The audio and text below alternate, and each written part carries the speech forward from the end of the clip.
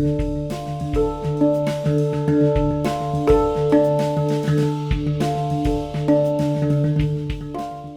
and welcome to the Practice as Research seminar series. My name is Nicole Brown and I'm delighted to have you here today. I have got a very, very special guest who I have seen present at a conference earlier this year. And when I saw her talk about her work, I said straight away to myself, I'm going to have to get this person for our network because, you know, what she's got to say is not only interesting, it's pertinent to the kind of work that all of us are engaging with, where we are practitioners and researchers and we wear many different hats in the field and we're trying to navigate those tensions. So today we have got with us Leri Price, who is going to present on the discomfort and vulnerability as a research process. Leri is a doctoral researcher in the Intercultural Research Centre at the Heriot-Watt University, and her research works with Syrian women living in Scotland to explore meanings of home. She's particularly interested in exploring embodied and affective methodologies. And outside academia, Leri is a translator of Arabic literature, and you will find out that that is quite an important aspect of her work as well. Her translation of Where the Wind Calls Home by Samar Yazbek is currently a finalist for the 2024 National Book Award. So honestly, you are in for a massive, massive, brilliant treat. I'm going to stop sharing my screen so Leri can put her slides up. And as I said earlier, please do engage with me in the chat function, put any questions that you may have. But also, you know, afterwards we're going to have an opportunity to bring you in so you can unmute yourself and show your video as well, if you're comfortable to do so, to have a conversation with Leri and myself. So thank you very, very much, Leri, for being here, and over to you. Oh, thank you so much, Nicole, for that lovely introduction. I really appreciate it. You know, I've been aware of Nicole's work for a while. So it is genuinely like a real privilege to be here. And I'm so excited to hear thoughts and feedback on what I'll be talking about today. I mean, I can't introduce myself better than Nicole has. I feel quite overwhelmed by that. But I'll say again, I'm Leri Price. I'm from the Heriot-Watt University in Edinburgh. And I'm going to speak today about some of the issues that came up during the fieldwork in my PhD. So, you know, unexpected bumps in the road happen all the time, of course, in research. But I think there is a tendency very often for us to just, you know, quietly pretend that everything happened more or less as planned and the research process was completely under control. And it's not always the case. You know, I don't even think that my project was particularly marked in how it changed and evolved. But I did become more interested in the things that we don't talk about, like how it felt to be uncomfortable, you know, how it felt to make myself vulnerable in the fieldwork. And that's something I'm thinking about today. So how far can or should discomfort be part of a research process, especially one that aspires towards justice? So I'll just be reflecting on some moments today when I felt particularly uncomfortable. So thank you for giving me the space to share that with you. And also just a quick note on terms, by the way, I'm not suggesting that I'm vulnerable in the sense that I'm part of a vulnerable group, but as you'll hear, I'm talking about being open to being challenged. And that meant I felt vulnerable. So just an important distinction there. And also I'm talking about my discomfort. I'm not attributing discomfort to anybody else who is engaged in the research. And I'm also talking about, you know, discomfort as a result of negotiated encounters. So you know, there are obviously moments when discomfort is a sign that something is wrong or that, you know, you need to pay attention to something dangerous. And that's not where I'm going for here. This is just normal interpersonal messiness that happens between humans. So I'm going to give you some context about the project, sort of so you'll have a bit of an idea about where this data is coming from. I'm going to talk briefly about conviviality because that is a framing that has been extremely important for me. And it's very useful for migration research and migration studies, but I think it can be applied in many situations. And then I'm going to talk about two particular moments when I felt uncomfortable in this research, and then I'm just going to reflect a little bit on what that meant. So, oh, I love this picture. Sorry, this is one of our research participants, by the way. This was her favorite cow in an agricultural show we went to together. So, as Nicole explained, my PhD deals with meanings of home as explored by Syrian women who are living in Scotland. Most, but not all of the participants were Syrian refugees who had been displaced by the war. It was multilingual. So most of the fieldwork took place in Arabic. And the conversations I'm speaking about today also took place in Arabic. Kurdish was another language in the research, but I don't speak Kurdish, so I wasn't able to engage directly with Kurdish-speaking participants. We spoke in Arabic together, which is a whole different issue, but something to be noted that it was present in the research, even though it wasn't spoken.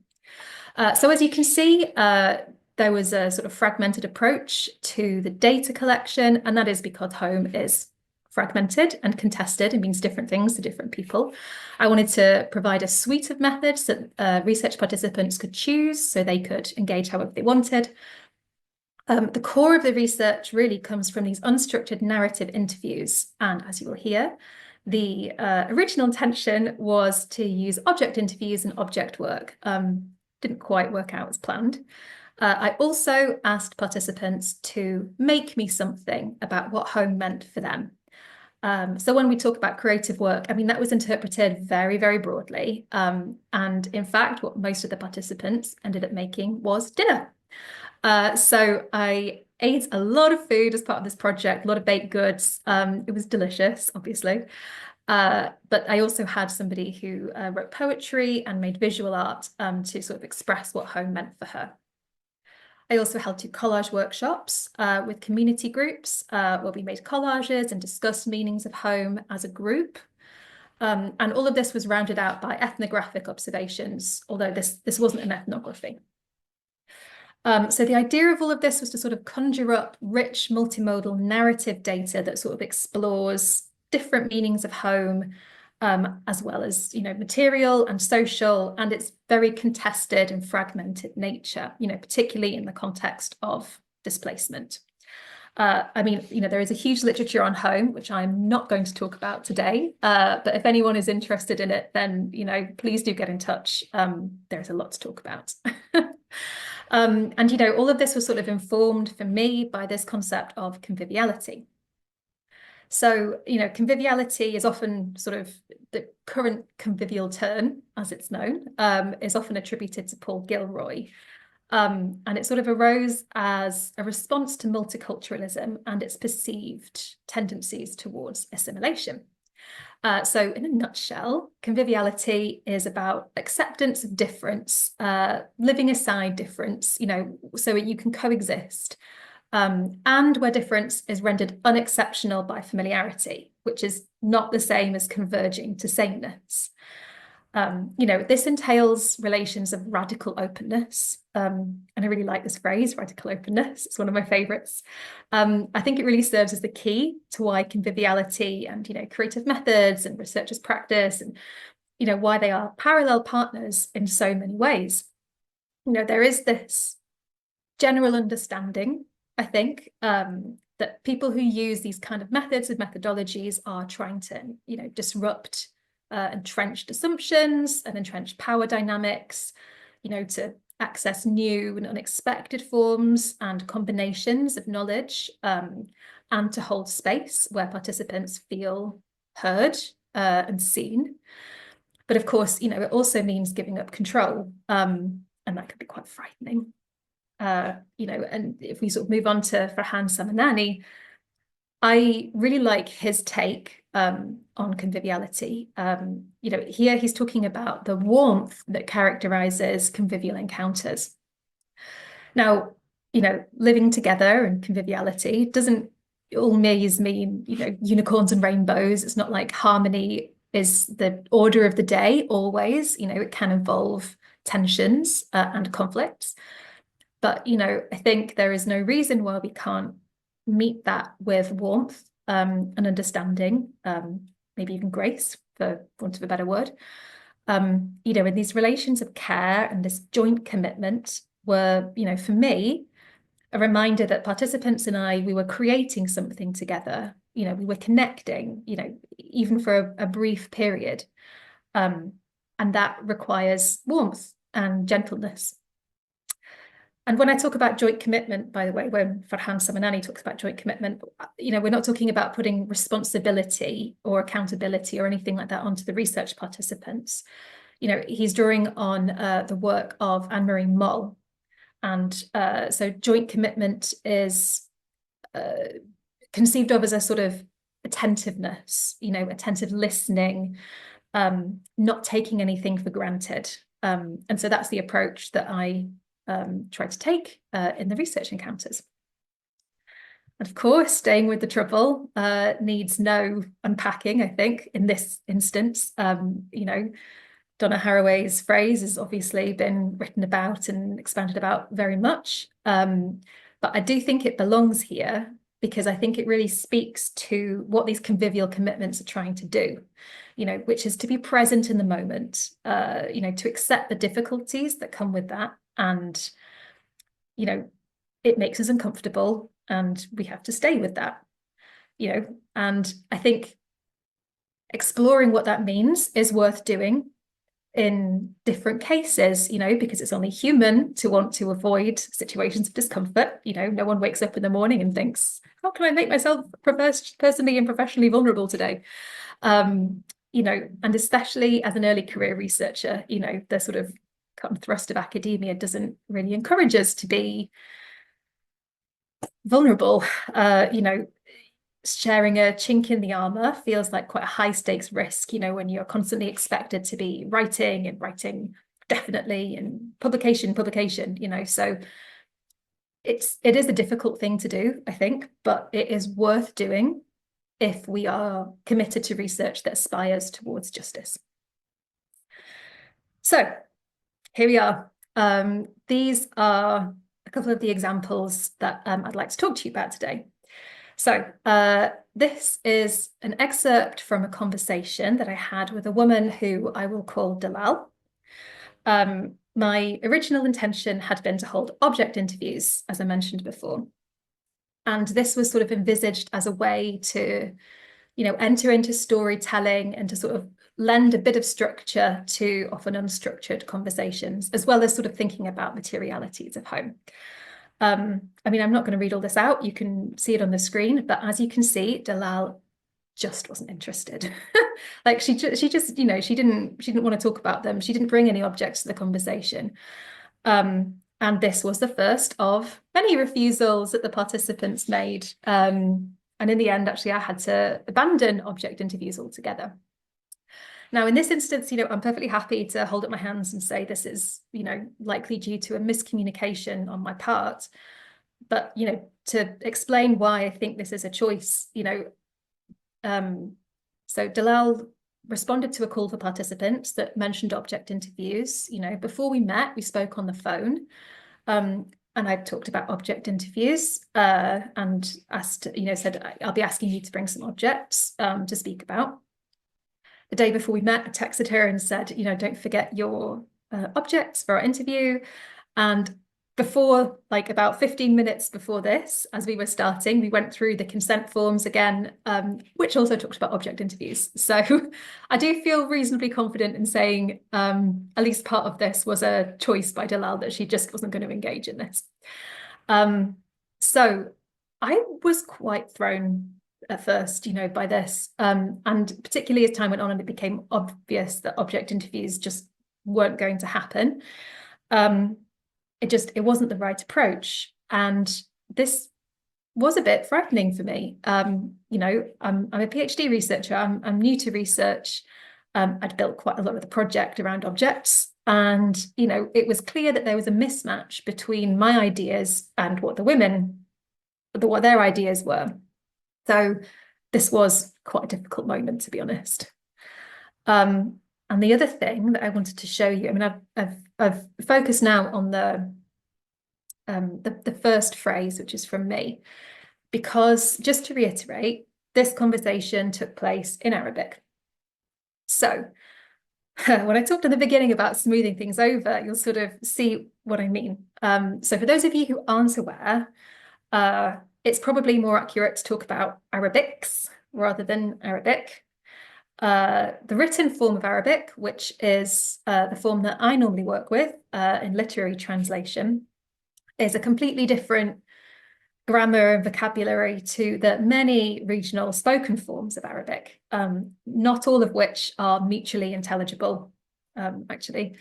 And when I learned to speak Arabic, I learned to speak Egyptian Arabic, which is also, I think it's fair to say, more culturally dominant than Syrian Arabic, which itself involves a lot of different accents and variations. So, you know, I had to do a lot of preparation to feel ready to conduct the fieldwork in Syrian Arabic. And in this case, actually, Dalal is actually Kurdish, and her Arab, I mean, she's perfectly fluent in Arabic. But, you know, her accent and her phrasing were a little bit unfamiliar to me, which, I mean, isn't a reason for my clumsiness here. It's just, you know, to give you a bit more information about our conversation.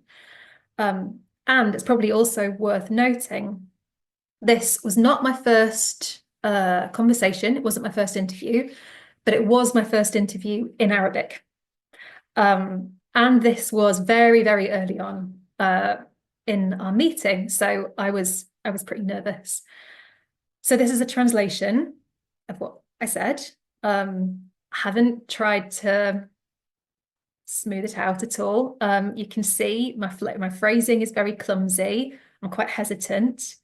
You know, I felt very vulnerable in this moment. You know, I couldn't express myself properly. I felt like I couldn't express myself properly. I was worried about missing things. I felt very much on the back foot, and I felt very, very exposed. So I'll reflect on that a bit more in a second, but just to be, you know, that's where I was at that moment in time. So this is another example from a collage workshop that I held. So the collage workshops, the idea behind them had been that we would make collages as a group. There were 2 Scots-speaking facilitators involved in these community groups. So we did have a translator who was involved as well. And the idea is that we would sit around together, we would make collages, we would generally discuss about home, and then at the end, you know, the women who had participated would offer some kind of explanation of their work. So the first collage workshop, this worked really, really well. We had a really wonderful conversation. You know, the women discussed their collages, and you know, there were really rich stories about what they had made and why. And in the second workshop, this was not the case, and this came from the second group, this collage. So just to be clear, absolutely clear, we did have ongoing and explicit consent processes. Okay, so people came and it was up to them whether or not they participated. They could make a collage and not be part of the research. They could just sit around and chat, and that's what some people did actually. And you know, everyone whose collage that I use in my analysis, I've made sure that I was allowed to use it. You know, the session itself was really warm and relaxed. We talked about lots of things.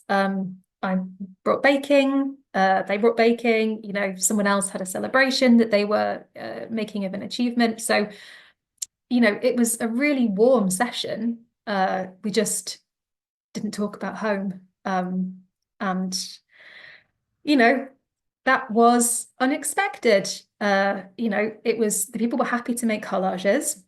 And as you can see from this example, they were quite detailed. You know, it's just whenever the topic of conversation came around to home, people would avoid the subject, change the subject. There was no engagement with it at all. And also, of the women who made collages, only one sat down with me to explain what she had made. The others just sort of, gave me them and said, okay, well, those are yours now. And, this was one of those collages. The woman who made this didn't tell me the story that had prompted her to make it. So, I mean, you can see that there is a lot of effort that has gone into this. The mountains and the sky were sort of cut out separately and stuck on, and there's a lot of detail. Like, you can see that there's a texture of the path leading up to the house. There are chairs underneath the trees. Like, there's even the landscape. If you look sort of up by the mountains, it sort of looks a bit sandier, and then it seems a bit more lush as you get towards the benches and the pond and the swings. At the risk of speculating, to me, this looks like a memory. It looks like a remembered scene. But, when I asked the woman who made this if she could tell me a little bit more about it, she didn't really want to give me any details. So when I sort of probed a bit more, gently, and said, oh, which mountain range is that? And, is there, what are the people doing? Is this in Syria or Scotland or somewhere else? She said it was in Syria. The people were relaxed and they had pets. Because if you look closely next to the people, there is a cat and a dog. And that's all she said. She didn't want to say anything else. And, at the end of the session, the women seemed to have enjoyed themselves. The facilitators were pleased. They said that it had been a really great session. And we, I'd met some lovely people and eaten some really nice food. But if I'm honest, I sort of got to the end and I thought, well, we had a lovely time, but I'm not totally sure how useful this was for my PhD. I have 5 collages, only one with any kind of exegesis. And I was kind of thinking, I'm not really sure what I can say about them, but, we enjoyed ourselves. However, have I achieved what I needed to? So, why am I telling you all this? It was, I think they were, I think it's always useful to find out more about fieldwork. But I think what's important is that I go back to the question I started with, which is how far can or should discomfort be part of a research process? And, at first, I was thinking about these moments as sort of peripheral to the research. I thought the research is one thing, and these moments where things went a bit wrong are incidental. I can just smooth over them. It's fine. No one has to know. And, it came to the point where I realized actually I was thinking about it completely the wrong way. The discomfort, the vulnerability I felt, they weren't incidental. They were actually integral. They were part of the process. One of the research aims was actually to address the hierarchies that are inherent to academic research. And by opening myself up to that sort of discomfort, that was the start of the work, to destabilize the image of the researcher as the sort of ultimate authority.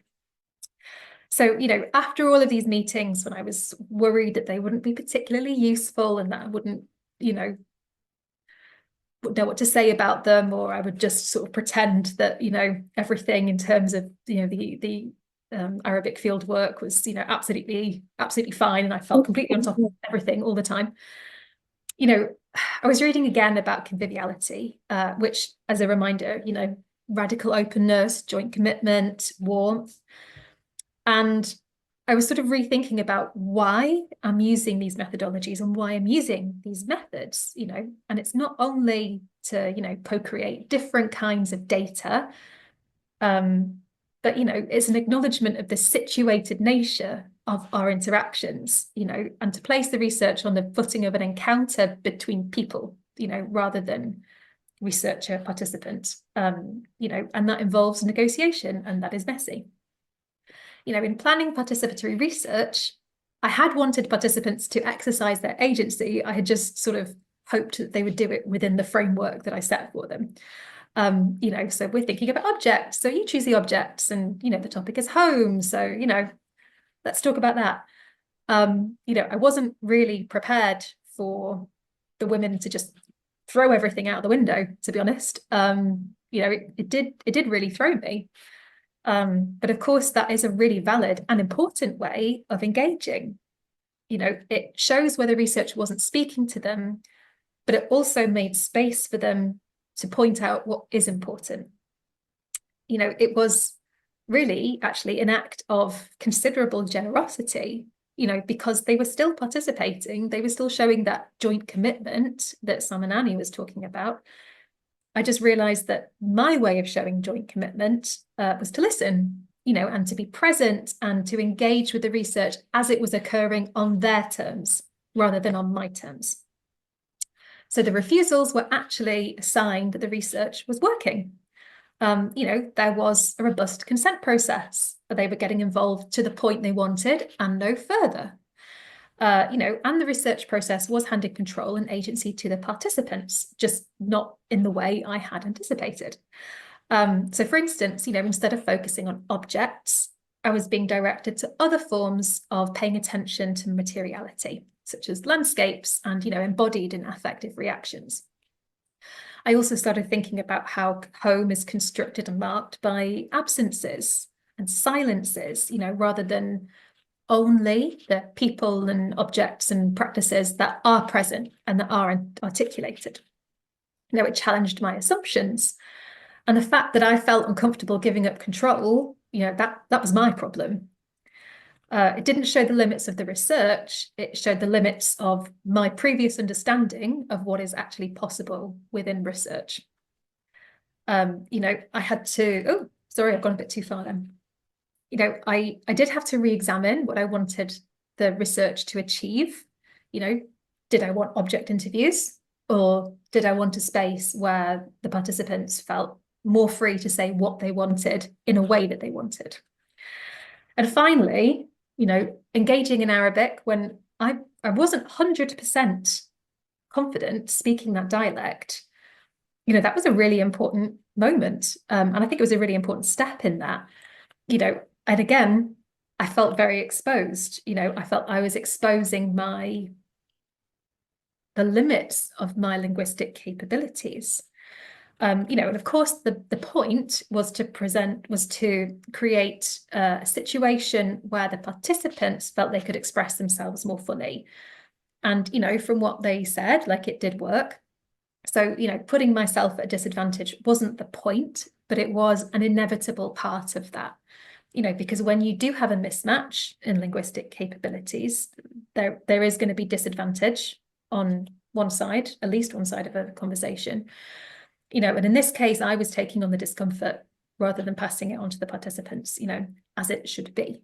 And, it loosened that position, my position of being, the researcher as the authority, and, repositions the participants as the experts on their own lives. They can talk with authority on their own experiences.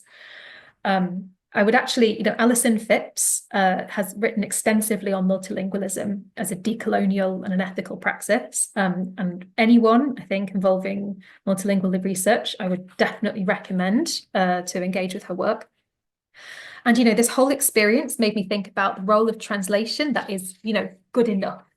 And, there's a really lovely passage in that Samanani paper where he's talking about two participants who don't speak each other's languages perfectly, but they're not assuming, they talk without assuming that translation will result in, complete transparency, or that they will completely understand each other. They are trying to connect, deeply and interpersonally. And, that helped me understand what this research was doing. Obviously it won't work, or it will work in a different way if we can't communicate at all, which is why I spoke Arabic with the Kurdish women. But I'm not trying to pin down, the definitive nature of home, or, not doing discourse analysis on why someone has done this word over that word, or, I was trying to use the time that I had with the participants, to connect with them. And, this helped me reframe my embarrassment about that imperfect spoken Arabic. And instead of being ashamed or self-conscious of my mistakes, I was trying to think of them as, proof of the effort that I was making, and, as proof of the commitment that I'm making to a more ethical praxis, and as time went on, of course, I became more comfortable, and, I spoke with, much more fluency than in that brief excerpt that you saw before. But, by speaking in Arabic, even imperfectly, I took myself off a pedestal that I hadn't even realized I'd climbed on. So, it's hardly, it's not like a revelation that fieldwork goes sideways at times. But how we respond to it is part of the research process. It's not an incidental to that. And, it is now more widespread practice to reframe research participants as people who we learn from, rather than, people who provide data that we then go in and explain.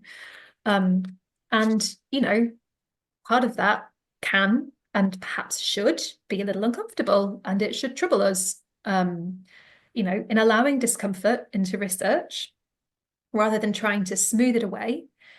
We're destabilizing our positions as authority figures, and we're allowing in a little more humility. I think, it's putting us back in our place as learners rather than trying to always claim that we are experts.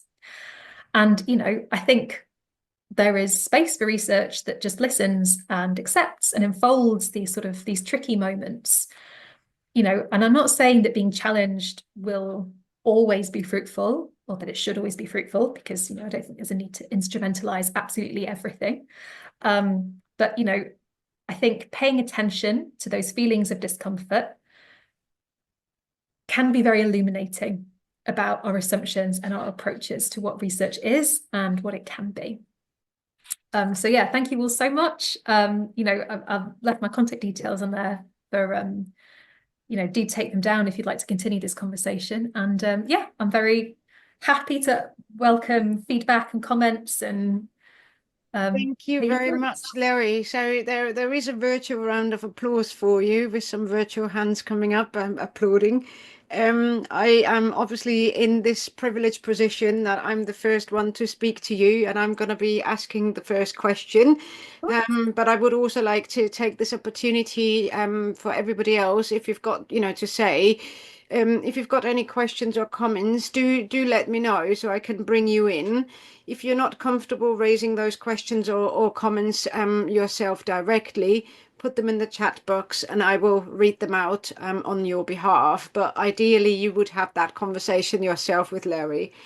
Again, Leri, thank you very, very much. I find your work incredibly interesting, and I'm fully with you on, our plans not always panning out exactly the way that we've envisaged or that we've hoped for. One of the things that I was particularly interested in when I first heard you talk about your work, and also again today, is this the dinners. And I'm gonna sort of start with the dinners here. I know that you haven't really talked about that, but that's exactly why I'd like to take this opportunity to bring that in. Now, the seminar series is for practice as research. It's called Practice as Research, and it's basically practitioners who are doing research in the moment of their practice. And for some of these people that are part of this network, this practice may be being a nurse educator or a teacher educator or an artist or a filmmaker. So you've got all sorts of different forms. And part of me is thinking, when you did those dinners and you're obviously engaging in that space where you're sitting down and you're eating, you know, are you still a researcher? Are you then a practitioner? What is it that you are? What kind of role do you play there? And I noticed also that you said specifically this wasn't an ethnography. And part of me is thinking, well, actually eating the dinner with the people in their spaces, wasn't that still an ethnography part of it? Yes, the whole thing may not have been ethnography, but this part of it, maybe it was. So I know that these are kind of quite challenging questions. So anything that you could add here to shed a little bit of light on that would be really greatly appreciated. And also, by the Sure, way, you may want to stop sharing your screen so we can see you a little bit better. sure, of course. Thank you. Those are really great questions, actually.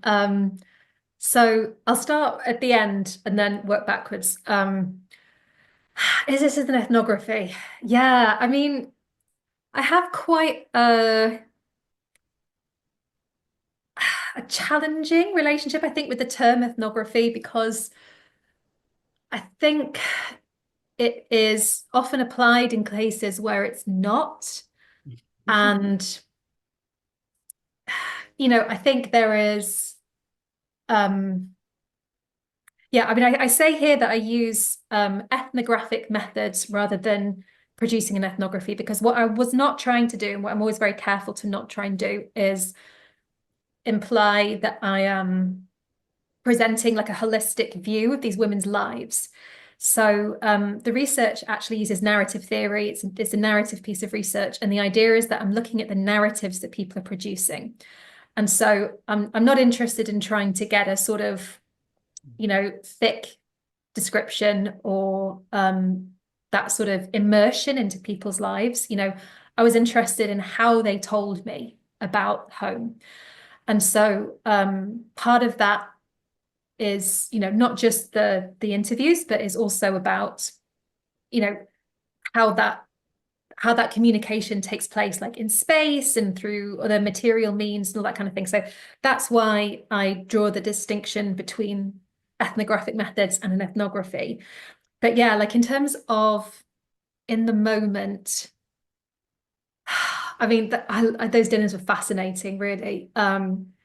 Because they were family moments. And I was very conscious about being invited to people's homes and interacting with people's families. It was, I was very conscious, like you say, of like having those different hats on. It was, and in fact, like it evolved.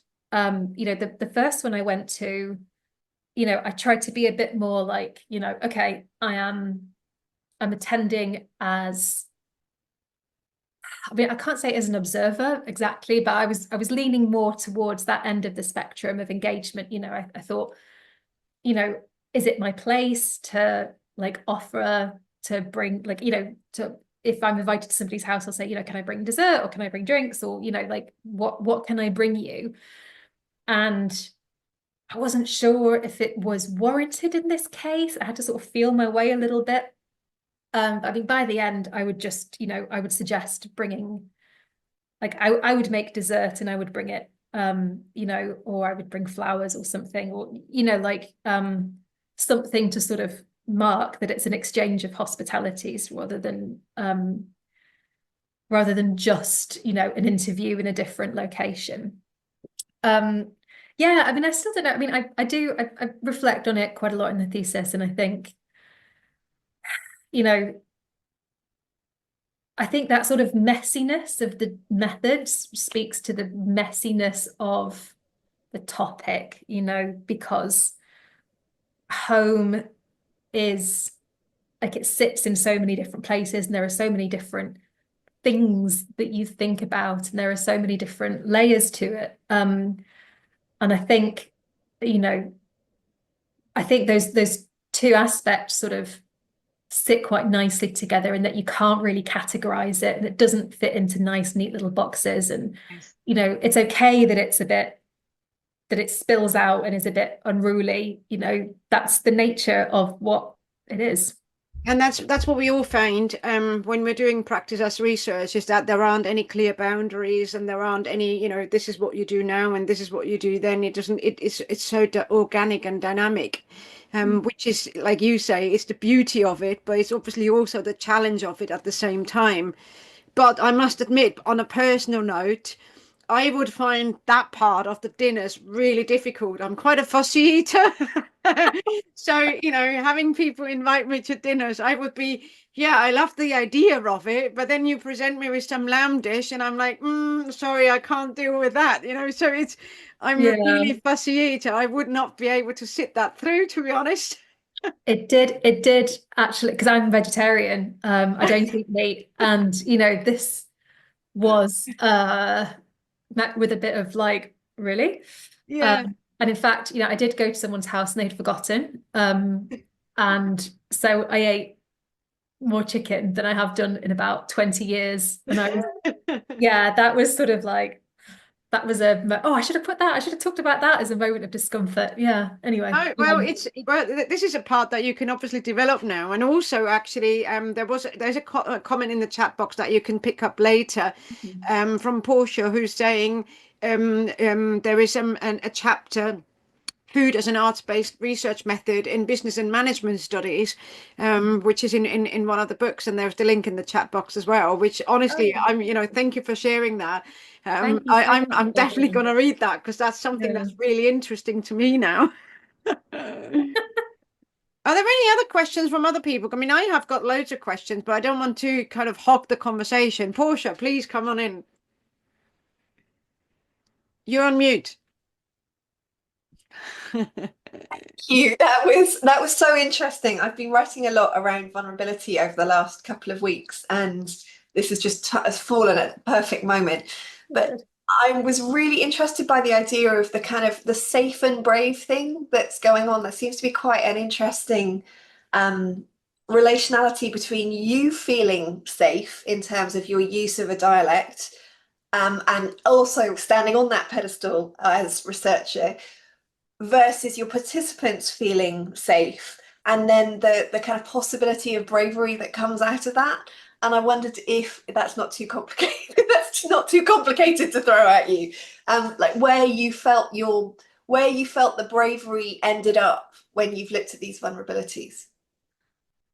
That is a great question. And thank you very much for the reference as well.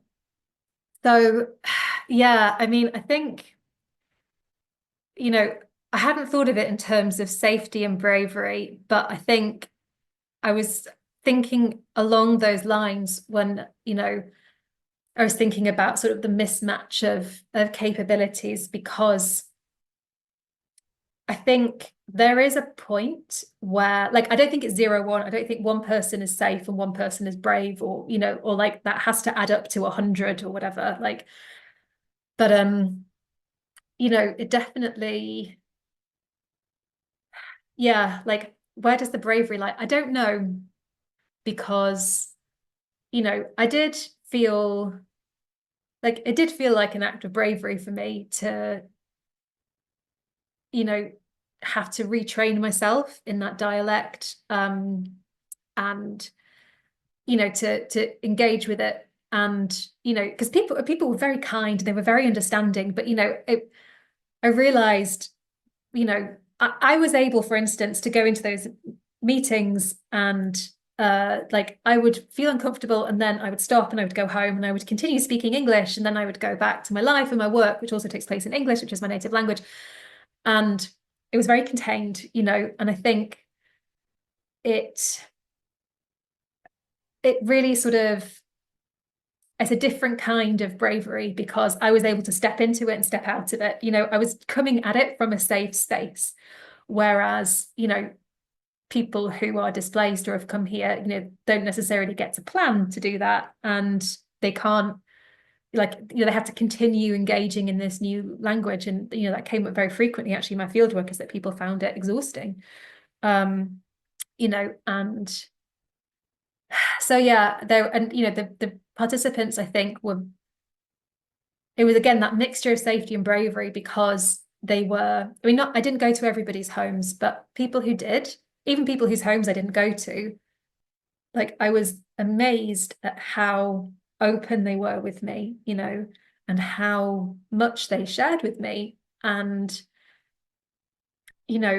like, they were making themselves really vulnerable, And, you know, that's why it felt important to me to sort of lean into it, because as in into my own sort of feelings of being at a disadvantage, because I thought, you know, it's a way of sort of honoring their vulnerability, if that makes any sense. I mean, their feeling of openness, because it is a brave thing to do that to somebody.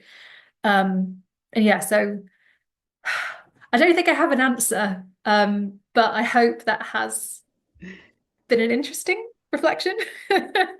Thank you very much, Leri. I've got two hands up, so let me bring in Kate first of all. Kate, please.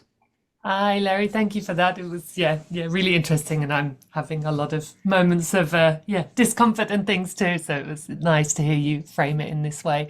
I wanted to ask a bit about, the multilingualism and how, so you said that some of the previous interviews to the one you mentioned with Delal were conducted in English. And how did you negotiate, like, which language you were going to use? Was it an active choice, or was it just something that kind of occurred naturally? Because I'm having, much the same thing with my interviews as well. So I'd love to hear how you did that. Sure. So the choice was left up to the participants. I had said to them beforehand, we can speak in English or in Arabic or any other language. I didn't specify Kurdish, but and it was total coincidence because I don't have a huge number of participants. I think in total it's 15 or 16 women who participated in the research, and 2 of them were Kurdish, and they're in different parts. They don't know each other. They're in different parts of the country, and that, we started speaking in Arabic together, and it was only during the course of the interview that it turned out that they were Kurdish and they spoke Kurdish at home. And I thought what was interesting is that, they were fluent, obviously, because for anybody who doesn't know, the Kurdish are very discriminated against in Syria. A lot of them are stateless. And there's a lot of a lot of history and baggage there, which I won't go into here. But the fact, they would have had to be fluent in Arabic in order to, exist in public life in any form in Syria. But at home they spoke Kurdish, and in fact, both of them had teenage children who had been in Scotland for, I would say, 4 years, roughly 4 years.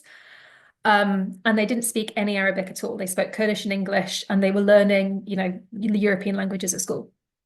And, for me, that was a real moment of like, because you want to, when you're trying to do anti-colonial research, that was something which I felt very strongly about. And, I had all of these things, especially as a translator from Arabic, there's so much history about, like, translation of Arabic to English and Arabic literature and exoticism. And I mean, there's so much there to speak about. And then, I had these Kurdish participants, and we were speaking in Arabic, and I was like, oh no, I'm perpetuating these, like, this inequality. And, I talk about Kurdish as being like a shadow language. And I mean, I felt an ache, really, that Kurdish has the same status in this research or a similar status as, well, not the same status, because I'm trying to reflect it and honor it and, make space for it, as opposed to just sort of dismissing it and denigrating it out of existence. But yeah, it just shows that there's so much going on in language choices that is difficult to anticipate, basically. Sorry, I went on a bit of a tangent. I don't think that was quite what you asked, but it was, yeah, it was just, I think it's a really important thing to mention with multilingualism, that can happen. Thank you very much, Leri. And just to say, Portia has put another link in the chat box for us. Thank you very much. Really appreciate that. That is about brave and safe space. So you may want to check up on that as well afterwards, Leri. Sahana, do you want to come in? Yes. Hello. Can you hear me? Yes. Yes. Thank you so much for this. I think as you were speaking, it brought up a lot of resonances for my own fieldwork, which happened last year. I'm in my final year of PhD, and my research is on consent. And so it all started simply when I was looking at ethical consent, and I was trying to do my consent forms and going through the ethics committee and all of that. So it's like it was many, many months of just practicing, figuring out what am I going to say, how am I going to say it, who am I going to speak to, what will I do if they respond in a certain way, how do I take the no, how do I take the yes, what if, even if they say yes, then they want to put in certain restrictions on not this, not this way, not that way. And how much of me insisting on some things having to be there being more important for the research can be weighed out with what they want and their safety and their, and I ended up working with two schools, and both schools had starkly different experiences. One really restricted my presence in the school, kept putting in barriers, selected the participants for me, while the other school gave me a lot of freedom within their campus, within their environment. I almost basically lived there for a few days, and you know and just the difference of that made me realize that. And I was struck by your question, how far can discomfort be a part of the research process? And I was wondering if it's always there in some form, but who takes ownership of it? Like, oftentimes, in the way that you've reflected on your research, you were taking responsibility for discomfort. You were doing the practices to ensure that there was less discomfort, or the person who was managing it was you and nobody else. And and I was, and it struck me that in any kind of consent process, for instance, there will always be discomfort when two people have to come together in any kind of interactive space. And that sort of made me link to what Nicole said about food as being the object that they brought, as being representative of home that they brought. And it may have been the safest thing that they could do to share, a part of themselves, considering that your research was on touching something that was so deeply personal to them. And it was just making me think that for some of them, maybe this was the only way they could be a part of the research, in these symbolic forms rather than in a communicative language-based form. And so I keep thinking that, can we research silence? Can we research things that we feel, that evidence? I mean, it just throws it all up in question. It's more like I think it's a thought in the making. So I thought everybody could contribute to that, and I'd love to hear what Leri also has to say. Thank you. Thank you so much. Thank you. I love the fact that you end with like the biggest question, like, oh my gosh. But no, well, first of all, I send you solidarity in your PhD. Yeah, I'm also writing up. It is a difficult moment. So yeah, I stand with you on that. In terms of, yeah, I mean, consent is a really interesting and difficult topic, I think. What I would say, I mean, it did bother me. I would say to be certain that people were happy to consent, because in a lot of instances, like Syrian culture is all about hospitality, right? And I was aware that I didn't want people to agree to something that they weren't comfortable with simply because they wanted to be polite, or they wanted to be helpful in some ways. So I mean, I was always trying to be attentive to that. I think if you're conducting research, you do have the responsibility to take on and manage that discomfort as much as you can, because you're the one who's instigated it, so you should. In terms of the dinners,